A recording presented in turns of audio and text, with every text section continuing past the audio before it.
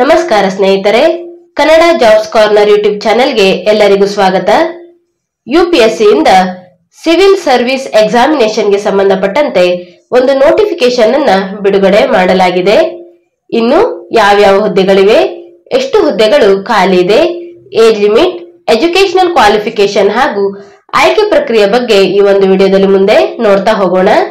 ನಮ್ಮ ಚಾನೆಲ್ ಅನ್ನ ಯಾರಾದ್ರೂ ಹೊಸದಾಗಿ ನೋಡ್ತಾ ಇದ್ರೆ ಸಬ್ಸ್ಕ್ರೈಬ್ ಮಾಡಿ ಹಾಗೂ ಪಕ್ಕದಲ್ಲೇ ಇರುವಂತಹ ಬೆಲ್ ಬಟನ್ ಅನ್ನ ಕ್ಲಿಕ್ ಮಾಡಿ. ಇನ್ನು ಯುಪಿಎಸ್ಸಿಯ ಸಿವಿಲ್ ಸರ್ವಿಸ್ ಎಕ್ಸಾಮಿನೇಷನ್ಗೆ ಸಂಬಂಧಪಟ್ಟಂತೆ ಅರ್ಜಿ ಸಲ್ಲಿಸುವಂತಹ ಅಭ್ಯರ್ಥಿಗಳಿಗೆ ವೆಬ್ಸೈಟ್ ವಿಳಾಸವನ್ನು ಸಹ ನೋಟಿಫಿಕೇಶನ್ ನಲ್ಲಿ ನೀಡಿರುವಂತದ್ದು. upsconline.gov.in ಈ ಒಂದು ವೆಬ್ಸೈಟ್ ಮುಖಾಂತರ ಅಭ್ಯರ್ಥಿಗಳು ಅರ್ಜಿಯನ್ನ ಸಲ್ಲಿಸಬಹುದಾಗಿರುತ್ತದೆ. ಇನ್ನು ಅಭ್ಯರ್ಥಿಗಳು ಓಟಿಆರ್ ಪ್ರೊಫೈಲ್ ನಲ್ಲಿ ಮಾಡಿಫಿಕೇಶನ್ ಮಾಡಿಕೊಳ್ಳಲು ಕೊನೆ ದಿನಾಂಕವನ್ನು ಸಹ ನೀಡಲಾಗಿರುವಂತದ್ದು. ಫೆಬ್ರವರಿ 18, 2025 ಒಳಗೆ ಅಭ್ಯರ್ಥಿಗಳು ತಮ್ಮ ಓಟಿಆರ್ ಪ್ರೊಫೈಲ್ ನಲ್ಲಿ ಮಾಡಿಫಿಕೇಶನ್ ಅನ್ನ ಮಾಡಿಕೊಳ್ಳಬಹುದಾಗಿರುತ್ತದೆ. ಇನ್ನು ಅಭ್ಯರ್ಥಿಗಳು ಅಪ್ಲಿಕೇಶನ್ ಫಾರ್ಮ್ ನಲ್ಲಿ ಮಾಡಿಫಿಕೇಶನ್ ಮಾಡಿಕೊಳ್ಳಲು ಕೊನೆ ದಿನಾಂಕವನ್ನು ಸಹ ನೀಡಿದ್ದಾರೆ. ಫೆಬ್ರವರಿ 12, 2025 ಫೆಬ್ರವರಿ 18, 2025 ಒಳಗೆ ಅಭ್ಯರ್ಥಿಗಳು ತಮ್ಮ ಅಪ್ಲಿಕೇಶನ್ ಫಾರ್ಮ್ ನಲ್ಲಿ ಮಾಡಿಫಿಕೇಶನ್ ಅನ್ನ ಮಾಡಿಕೊಳ್ಳಬಹುದಾಗಿರುತ್ತದೆ. ಇನ್ನು ಈ ಒಂದು ಹುದ್ದೆಗಳಿಗೆ ಅರ್ಜಿ ಸಲ್ಲಿಸುವಂತಹ ಅಭ್ಯರ್ಥಿಗಳಿಗೆ ಕೊನೆಯ ದಿನಾಂಕ ನೋಡೋದಾದ್ರೆ ಫೆಬ್ರವರಿ 11, 2025 ಒಳಗೆ ಅಭ್ಯರ್ಥಿಗಳು ಅರ್ಜಿಯನ್ನ ಸಲ್ಲಿಸಬಹುದಾಗಿರುತ್ತದೆ.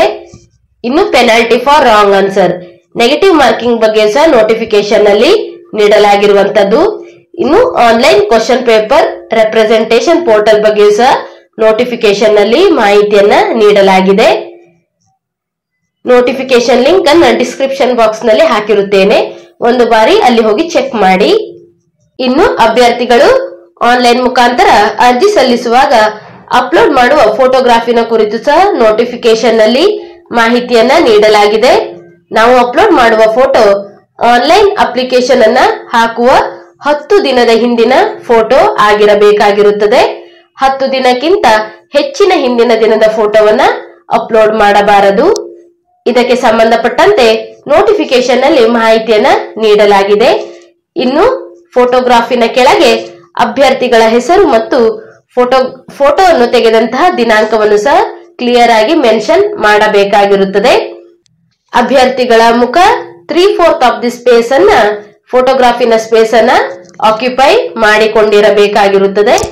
ಇದರ ಬಗ್ಗೆಯೂ ಸಹ ನೋಟಿಫಿಕೇಶನ್ ನಲ್ಲಿ ಮಾಹಿತಿಯನ್ನ ನೀಡಲಾಗಿದೆ. ಇನ್ನು ಯುಪಿಎಸ್ಸಿ ಇಂದ ಸಿವಿಲ್ ಸರ್ವಿಸ್ ಎಕ್ಸಾಮಿನೇಷನ್ ಅನ್ನ ಯಾವ್ಯಾವ ಹುದ್ದೆಗಳಿಗೆ ಕಂಡಕ್ಟ್ ಮಾಡಲಾಗ್ತಾ ಇದೆ ಅಂತ ನೋಡೋದಾದ್ರೆ ಒಟ್ಟು 979 ಹುದ್ದೆಗಳು ಖಾಲಿ ಇರುವಂತದ್ದು. ಇದರಲ್ಲಿ 38 ಹುದ್ದೆಗಳು ಫಿಸಿಕಲ್ ಹ್ಯಾಂಡಿಕ್ಯಾಪ್ ಇರುವಂತಹ ಅಭ್ಯರ್ಥಿಗಳಿಗೆ ರಿಸರ್ವ್ ಆಗಿರುತ್ತದೆ. ಯುಪಿಎಸ್ಸಿಯಲ್ಲಿ ಗ್ರೂಪ್ ಎ ಮತ್ತು ಗ್ರೂಪ್ ಬಿ ಹುದ್ದೆಗಳಿಗೆ ಒಂದು ನೇಮಕಾತಿ ನಡೀತಾ ಇರುವಂತದ್ದು. ಯಾವ್ಯಾವ ಹುದ್ದೆಗಳು ಅಂತ ನೋಡೋದಾದ್ರೆ Indian administrative service, Indian foreign service, Indian police service, Indian audit and accountant service group A, Indian civil accountant service group A, ಹೀಗೆ ಹಲವಾರು ಹುದ್ದೆಗಳು ಗ್ರೂಪ್ ಎ ಮತ್ತು ಗ್ರೂಪ್ ಬಿ ಯಲ್ಲಿ ಖಾಲಿ ಇರುವಂತದ್ದು. ಇದರ ಬಗ್ಗೆಯೂ ಸಹ ನೋಟಿಫಿಕೇಶನ್ ನಲ್ಲಿ ಮಾಹಿತಿಯನ್ನ ನೀಡಲಾಗಿದೆ, ಒಂದು ಬಾರಿ ಎಲ್ಲವನ್ನು ಚೆಕ್ ಮಾಡಿ. ಇನ್ನು ಈ ಒಂದು ಸಿವಿಲ್ ಸರ್ವಿಸ್ ಎಕ್ಸಾಮಿನೇಷನ್ಗೆ ಪ್ರಿಲಿಮಿನರಿ ಎಕ್ಸಾಮಿನೇಷನ್ಗೆ ಎಕ್ಸಾಮಿನೇಷನ್ ಸೆಂಟರ್ ಅನ್ನ ಎಲ್ಲೆಲ್ಲಿ ನೀಡಿದ್ದಾರೆ ಅಂತ ನೋಡೋದಾದ್ರೆ ನಮ್ಮ ಕರ್ನಾಟಕದಲ್ಲಿ ಬೆಂಗಳೂರು ಮತ್ತು ಮೈಸೂರಿನಲ್ಲಿ ಅಭ್ಯರ್ಥಿಗಳಿಗೆ ಎಕ್ಸಾಮ್ ಬರೆಯಲು ಅವಕಾಶ ಇರುವಂತದ್ದು. ಇನ್ನು ಮೇನ್ ಎಕ್ಸಾಮಿಗೆ ಎಲ್ಲಿ ಎಕ್ಸಾಮಿನೇಷನ್ ಸೆಂಟರ್ ಅನ್ನ ನೀಡಿದ್ದಾರೆ ಅಂತ ನೋಡೋದಾದ್ರೆ ಕೇವಲ ಬೆಂಗಳೂರಿನಲ್ಲಿ ಮಾತ್ರ ಎಕ್ಸಾಮಿನೇಷನ್ ಸೆಂಟರ್ ಅನ್ನ ನೀಡಲಾಗಿದೆ. ಇನ್ನು ಎಕ್ಸಾಮಿನೇಷನ್ ಪ್ರೋಸೆಸ್ ಅನ್ನ ನೋಡೋದಾದ್ರೆ ಪ್ರಿಲಿಮಿನರಿ ಮತ್ತು ಮೇನ್ ಎಕ್ಸಾಮಿನೇಷನ್ ಇರುವಂತದ್ದು. Preliminary examination objective type questions ಗಳು ಇರುತ್ತವೆ. ಇನ್ನು ಮೇನ್ ಎಕ್ಸಾಮಿನೇಷನ್ ನಲ್ಲಿ ರಿಟರ್ನ್ ಎಕ್ಸಾಮ್ ಮತ್ತು ಇಂಟರ್ವ್ಯೂ ಇರುವಂತದ್ದು. ಇದರ ಬಗ್ಗೆ ಸಹ ನೋಟಿಫಿಕೇಶನ್ ನಲ್ಲಿ ಮಾಹಿತಿಯನ್ನ ನೀಡಲಾಗಿದೆ. ಇನ್ನು ಈ ಒಂದು ಹುದ್ದೆಗಳಿಗೆ ಅರ್ಜಿ ಸಲ್ಲಿಸುವಂತ ಅಭ್ಯರ್ಥಿಗಳಿಗೆ ಏಜ್ ಲಿಮಿಟ್ ಅನ್ನ ನೋಡೋದಾದ್ರೆ 21 ರಿಂದ 32 ವಯಸ್ಸಿನ ಎಲ್ಲ ಅಭ್ಯರ್ಥಿಗಳು ಅರ್ಜಿಯನ್ನ ಸಲ್ಲಿಸಬಹುದಾಗಿರುತ್ತದೆ. ಇನ್ನು ಏಜ್ ರಿಲ್ಯಾಕ್ಸೇಷನ್ ಅನ್ನು ನೋಡೋದಾದ್ರೆ SC/ST ಕೆಟಗರಿಯವರಿಗೆ 5 ವರ್ಷಗಳ ಒಂದು ಏಜ್ ರಿಲ್ಯಾಕ್ಸೇಷನ್ ಇರುವಂತದ್ದು. ಇನ್ನು ಉಳಿದಂತೆ OBC ನಾನ್ ಕ್ರೀಮಿ ಲೇಯರ್ ಈ ಒಂದು ಅಭ್ಯರ್ಥಿಗಳಿಗೆ 3 ಇಯರ್ಸ್ ಏಜ್ ರಿಲ್ಯಾಕ್ಸೇಷನ್ ಇರುವಂತದ್ದು. ಇನ್ನು ಉಳಿದಂತೆ ಡಿಫೆನ್ಸ್ ಸರ್ವಿಸ್ ಪರ್ಸನ್ ಗಳಿಗೆ, ಎಕ್ಸ್ ಸರ್ವಿಸ್ ಪರ್ಸನ್ ಗಳಿಗೆ, ಫಿಸಿಕಲ್ ಹ್ಯಾಂಡಿಕ್ಯಾಪ್ ಇರುವಂತಹ ಪರ್ಸನ್ ಗಳಿಗೆ ಮತ್ತು ಮಿಲಿಟರಿ ಪರ್ಸನ್ ಗಳಿಗೂ ಸಹ ಏಜ್ ರಿಲ್ಯಾಕ್ಸೇಷನ್ ಅನ್ನ ನೀಡಲಾಗಿದೆ.